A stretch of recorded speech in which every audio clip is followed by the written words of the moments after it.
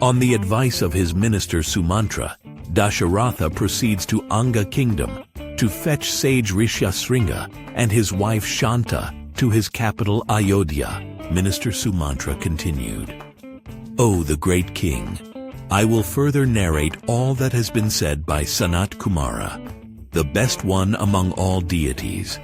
Kindly listen to these favorable words. A king named Dasharatha will be born into Ikshwaku dynasty, who will be very virtuous, resplendent, and truthful, one to his vow," said Sanat Kumara, the sage. King Dasharatha will befriend the king of Anga, and the king of Anga will beget a fortunate girl named Shanta, the son of the king of Anga. The earlier king of Anga kingdom will be known as Romapada, or also known as Chitraratha, and the highly renowned king Dasharatha approaches Romapada. Then King Dasharatha says to king of Anga, "O righteous one, I am childless, and hence I intend to perform a Vedic ritual. Let the husband of your daughter, Shanta, Sage Rishyasringa, preside over that Vedic ritual at your behest, for the sake of progeny in my dynasty." On hearing those words of King Dasharatha, that benevolent soul, Romapada, the king of Anga, considers heartily and agrees to send the one who endows progeny by rituals, namely, Sage Rishyasringa, his son-in-law. On receiving that Brahman, Sage Rishyasringa, at the behest of his father-in-law, that King Dasharatha gets rid of his febrile condition and will accomplish that Vedic ritual, feeling very felicitous in the depths of his heart. That king, the desirer of performing Vedic ritual, the knower of virtue and the lord of people, namely Dasharatha, will be requesting that best Brahman Rishyasringa, with his palms adjoined in supplication for the conduct of ritual, for progeny, and even for his heavenly abodes, and that king of all the quarters of earth will accomplish those desires from that eminent Brahman Rishyasringa. There will be 4 sons to King Dasharatha that abound with valor, enrich dynasty's reputation, and they will be renowned among all beings. Thus said Sage Sanat Kumara to other sages. This way he, that ancient and godly sage Sanat Kumara, who is also Brahma's brainchild like Narada, said this legend in earlier divine era, called Krita Yuga. Thus Sumantra continued his narration to Dasharatha. "O great king, the tigerly man, he that Sage Rishyasringa be led here on your proceeding in person with staff and transport, and on adoring him well personally." Thus Sumantra concluded his narration.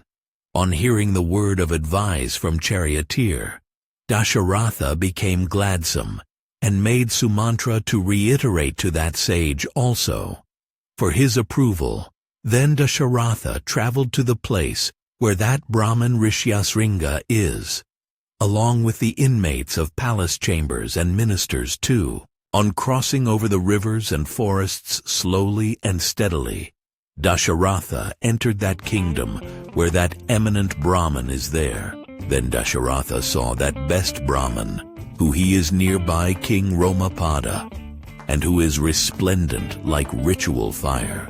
Then King Romapada, gladdened at heart of hearts, paid excellent respects to King Dasharatha procedurally and in view of their friendship.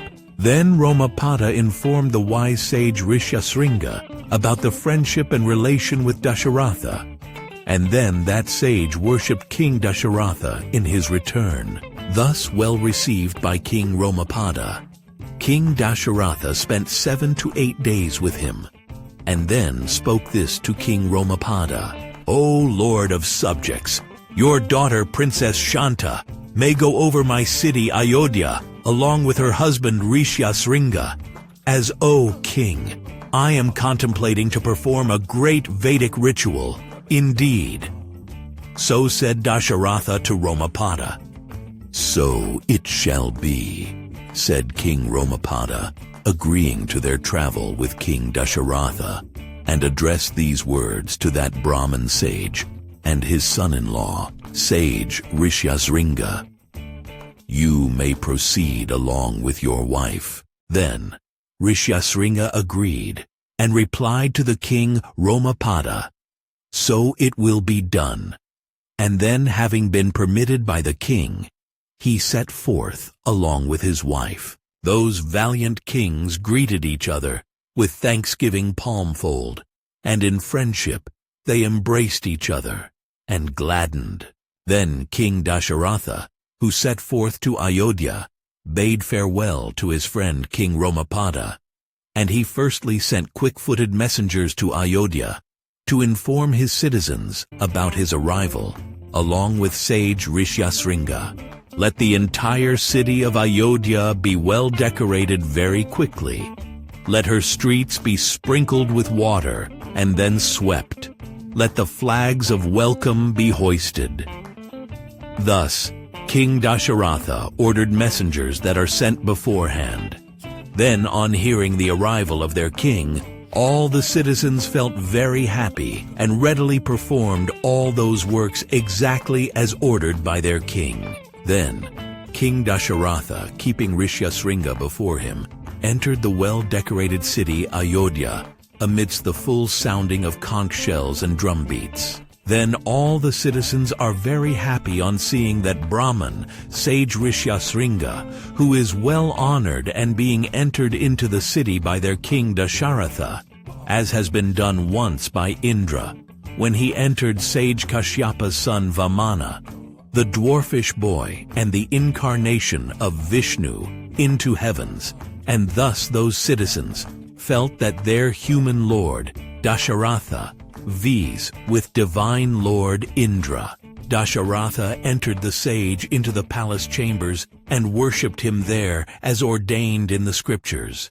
And in bringing the sage here into his country, King Dasharatha believed that his desired is fulfilled. On seeing her, the broad-eyed Shanta, who came there along with her husband, all the ladies of palace derived happiness for the homecoming of their own daughter, as it were. Shanta thus being admired by all of them, and in an exceptional manner by Dasharatha, comfortably resided there along with her husband, the Vedic scholar Rishyasringa.